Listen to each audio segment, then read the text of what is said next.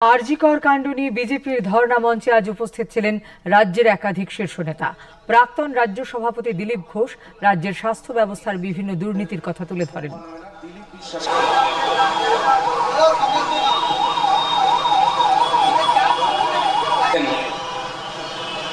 এক মেয়ে তার বাপের নিলেন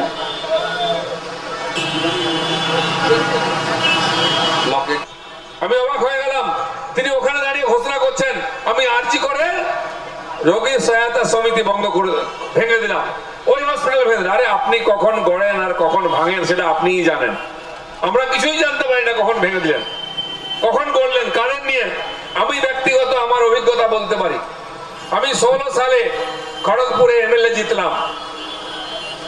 জেতার পরে ওখানকার মহকুমা হাসপাতালের মাননীয় সুপার আমাকে একদিন ফোন করলেন, চিঠি দিলেন একটা, যে আপনি আমাদের এই হসপিটালের রোগী সহায়তা সমিতির চেয়ারম্যান হয়েছেন, আপনি আসুন, আমরা আপনার সঙ্গে মিটিং করতে চাই।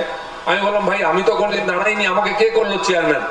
শুনলাম ওখানকার যিনি এমএলএ তিনি ওইখানকার চেয়ারম্যান হন। আমি গেলাম, একবার দুবার ওখানকার নার্স ওয়ার্কার ওখানকার ডক্টরদের সঙ্গে মিটিং করলাম, তাদের সুবিধা অসুবিধা, ভালো মন্দ, বিল্ডিং, ইনস্ট্রুমেন্ট, রোগী কত আছে, কি অসুবিধা সব শুনলাম। যেই 3-4 মাস 6 মাস মিটিং করেছি, বাস হঠাৎ রাতারাতি শুনলাম কমিটি চেঞ্জ, আমি আর চেয়ারম্যান নাই, এমএলএ। টিএমসি পার্টির কোন নেতা চেয়ারম্যান হয়ে গেছে, কারণ চুরি টুরি বন্ধ হয়ে যাচ্ছিল আমরা যা